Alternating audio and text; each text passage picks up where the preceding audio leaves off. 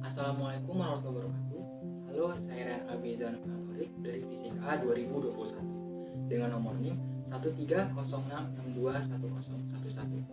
Nah, pada kesempatan kali ini saya akan melakukan praktikum tentang faktor-faktor yang mempengaruhi laju reaksi. Sebelum saya melakukan praktikum, saya akan menjelaskan terlebih dahulu apa sih itu laju reaksi dan tujuan saya melakukan praktikum ini. Laju reaksi adalah perubahan konsentrasi reaktan atau produk kesatuan waktu. Tujuan saya melakukan praktikum ini ada 3, yaitu yang pertama, mengetahui pengaruh konsentrasi dan suhu dalam laju reaksi. Yang kedua, menentukan konstanta laju reaksi. Dan yang terakhir, mengetahui pengaruh konsentrasi terhadap laju reaksi. Nah, selain itu, ada juga loh faktor-faktor yang mempengaruhi laju reaksi. Ada 4. Yang pertama ada luas permukaan, yang kedua ada konsentrasi, yang ketiga ada suhu, dan yang terakhir ada katalis. Nah, di sini saya sudah menyiapkan alat dan bahan untuk praktikum kali ini. Dari yang pertama, alatnya ada gunting, ada 2 buah balon, ada 1 sendok makan, 1 sendok teh, 2 aqua gelas, 2 aqua botol 330 ml, dan stopwatch. Nah, bahan-bahannya ada soda kue, ada cuka, ada 2 tablet redoxon, ada 2 saset nutrisari, ada air biasa, dan di sini ada air panas. Nah, setelah ini saya akan langsung melakukan percobaan praktikum. Langsung aja kita sikat. Check it out.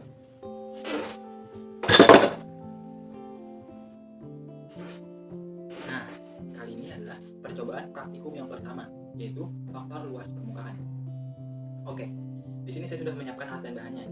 Yang pertama alatnya ada gunting, ada stopwatch, ada sendok teh, ada 2 aqua gelas, dan bahannya ada 1 redoxon yang sudah ditumbuk, 1 redoxon yang masih dalam bentuk tablet, dan air mineral atau air biasa, bukan air panas ya. Oke, langkah pertama nih. Pertama-tama kita siapkan alat dan bahan dulu. Kita siapkan semua alat dan bahan. Nah, selanjutnya tuangkan air secukupnya ke dalam 2 buah aqua gelas dengan perbandingan yang sama. Kita tuang. Oke. Tuang seperti ini. Nice.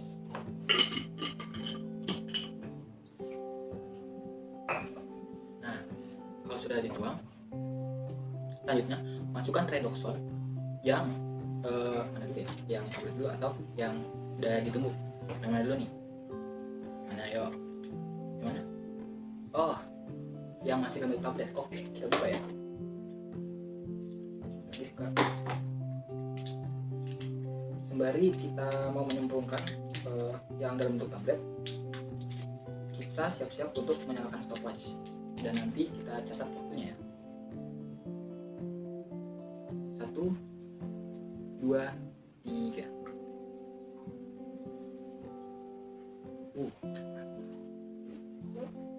Kita tunggu sampai berlarut semuanya.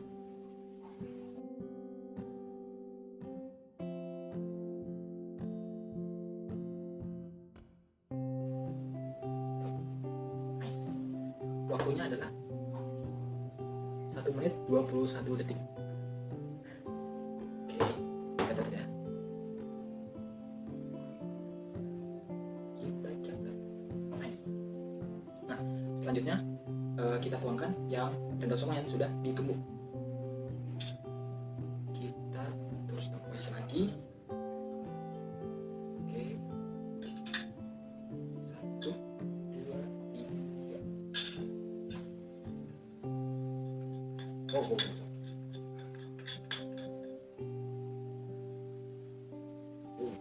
Nah. Kita tunggu ya guys. Masih bereaksi. Oh. Nah, waktunya tercatat 45 detik. Oke. Nah, sekarang sekarang adalah bagian analisisnya. Nah, manakah yang cepat larut antara yang dalam bentuk tablet dengan yang sudah ditumbuk ya? Oke, sudah ditumbuk. Nah, yang lebih cepat larut adalah yang sudah ditumbuk. Tadinya waktunya 45 menit ya. Kenapa sih? Mengapa hal itu bisa terjadi? Nah, karena variabel yang menggunakan serbuk redoxon lebih cepat larut. Hal ini menunjukkan bahwa semakin besar luas permukaan partikel, maka semakin cepat laju reaksinya. Serbuk redoxon memiliki luas permukaan yang lebih besar dibandingkan tablet redoxon utuh. Sehingga serbuk redoxon lebih cepat larut ke dalam air atau laju reaksinya berlangsung secara cepat. Nah, setelah ini saya langsung ke percobaan praktikum yang kedua. Langsung saja kita lihat, check it out.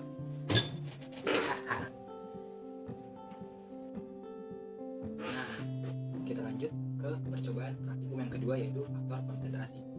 Di sini saya sudah menyiapkan alat bahannya. Alatnya ada 2 aqua botol 330 ml, ada 1 sendok makan dan 1 sendok teh, ada 2 buah balon dan stopwatch, dan juga ada bahan-bahannya, ada soda kue atau baking soda, ada cuka, dan ada air biasa. Nah, langsung saja tahap yang pertama kita siapkan alat dan bahan-bahannya. Selanjutnya kita tuangkan air ini ke dalam botol masing-masing dengan perbandingan yang sama.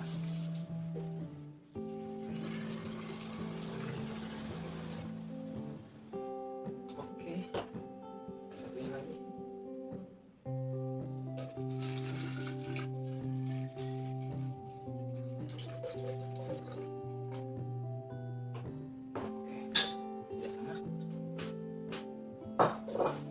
Nah, selanjutnya kita tuangkan cuka secukupnya ke dalam 2 aqua botol dengan perbandingan yang sama ya.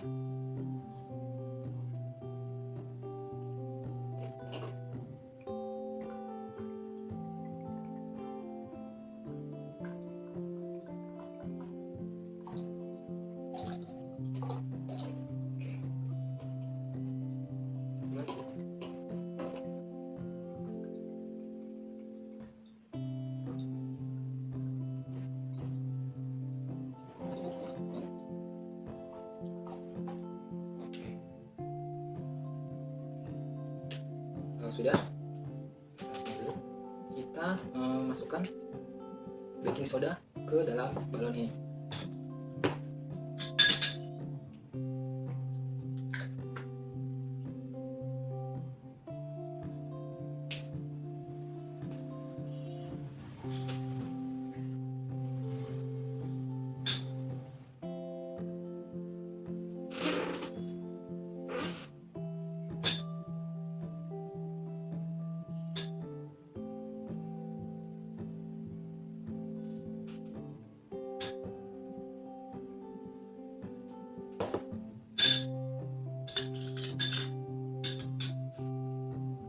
Nah, yang pertama kita masukkan yang 1 sendok makan.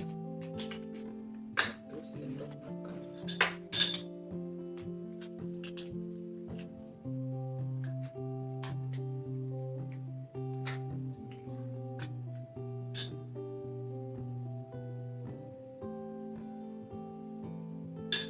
Oke. Ada tumpah-tumpah sedikit ya. Yang kedua, kita masukkan 1 sendok teh. Yang 1 sendok teh.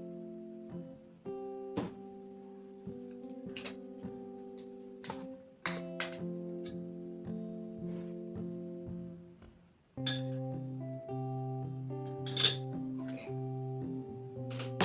Baik. Yang 1 sendok makan yang ini ya, warna pink. Lalu kita rekatkan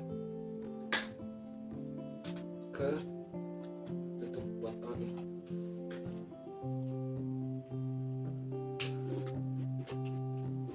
Nah, sudah. Ini 1 sendok makan. Nah, sekarang kita rekatkan yang 1 sendok teh.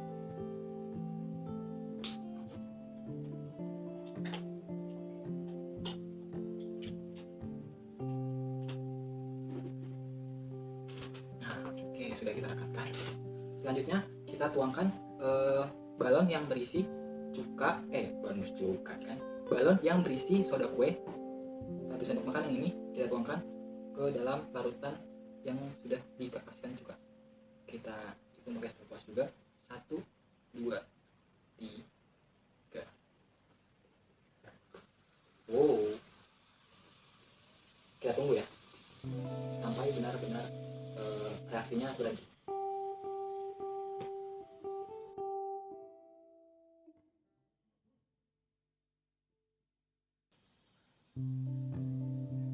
Oke, stop. Kita lihat waktunya 1 menit 11 detik. Kita catat.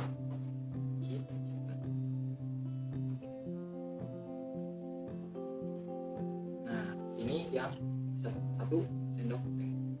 Kita tuangkan. Oke, 1, 2, 3.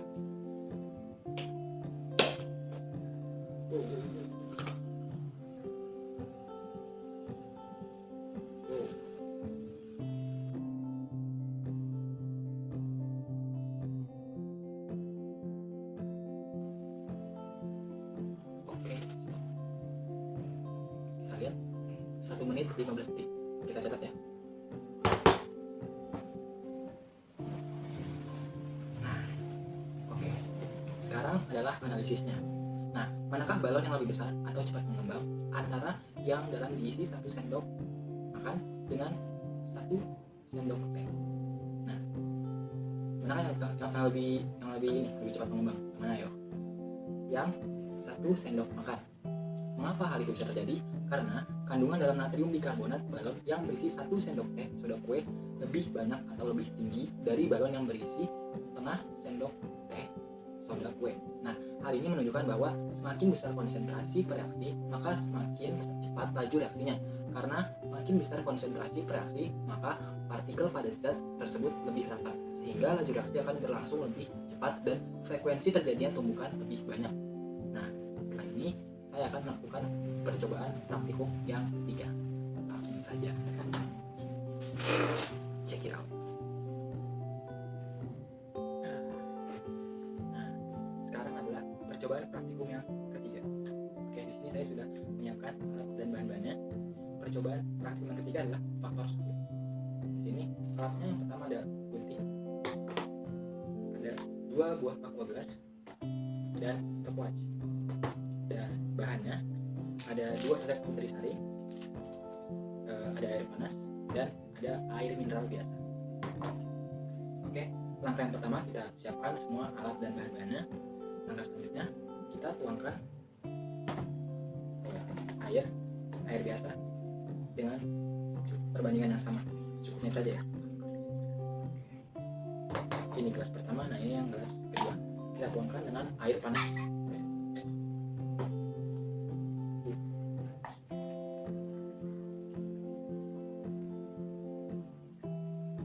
Oke, sudah sama.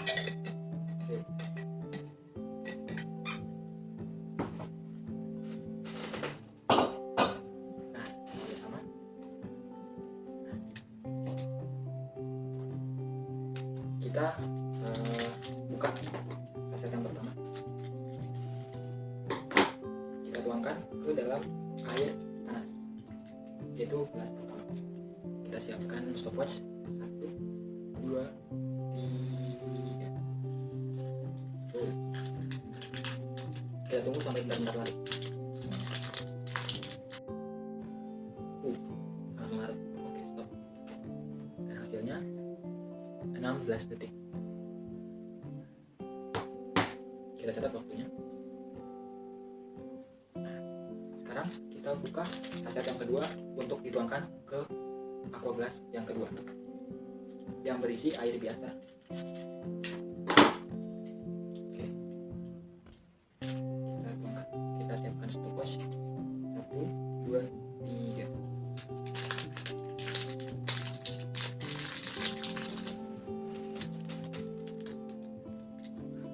Kita tunggu sampai benar-benar larut. Oke, stop. Waktunya 34 detik. Kita catat. Nah, oke. Sekarang adalah bagian analisis. Nah, manakah berada di suhu panas atau yang berada di suhu biasa atau dingin. Nah, yang lebih cepat larut adalah yang berada di suhu panas. Mengapa sih hal itu bisa terjadi? Karena semakin suhunya tinggi, laju reaksinya akan semakin cepat, dan sebaliknya, apabila suhunya rendah, laju reaksi akan semakin lambat. Atau bisa jadi dikatakan begini, hal ini menunjukkan bahwa semakin tinggi suhu reaksi, maka semakin cepat laju reaksi dan frekuensi tumbukan yang terjadi lebih banyak. Dikarenakan suhu yang tinggi menyebabkan partikel-partikel reaksi lebih aktif bergerak cepat dibandingkan pada suhu yang rendah. Nah, oke. Praktikum percobaan yang terakhir sudah selesai. Selanjutnya kita akan membuat kesimpulannya. Check it out.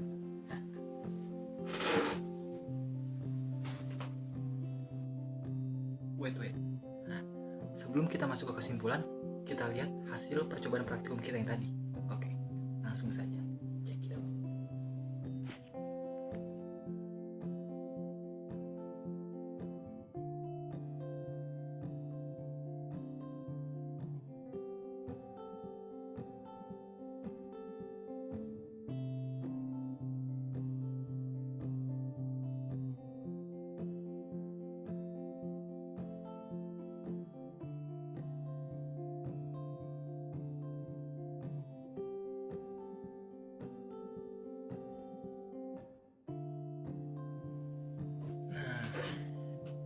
Sudah lihat kan tadi hasil percobaannya. Nah, sekarang kita masuk ke kesimpulan percobaan praktikum kali ini. Oke, jadi kesimpulannya ada 3. Yang pertama, luas permukaan sentuh dalam suatu reaksi dapat mempengaruhi laju reaksi. Karena semakin besar permukaan bidang sentuh, maka tumbukan antar partikel akan semakin sering terjadi, sehingga reaksi berjalan lebih cepat. Yang kedua, dari hasil percobaan, perbedaan jumlah sula kue dan cuka dapat mempengaruhi pengembangan balon. Hal ini membuktikan bahwa konsentrasi suatu larutan semakin tinggi laju reaksi yang dihasilkan. Nah, kesimpulan yang terakhir adalah suhu juga turut berperan dalam mempengaruhi laju reaksi. Apabila suhu pada suatu reaksi yang berlangsung dinaikkan, maka menyebabkan partikel semakin aktif bergerak, sehingga tumbukan yang terjadi semakin sering, sehingga menyebabkan laju reaksi semakin besar. Percobaan praktikum kali ini sudah selesai semua sampai kesimpulan. Demikian dari saya. Mohon maaf apabila ada kata-kata yang tidak mengenakan atau kata-kata yang kurang berkenan. Kurang lebih mohon maaf. Wabillahi taufiq wa hidayah. Wassalamualaikum warahmatullahi wabarakatuh.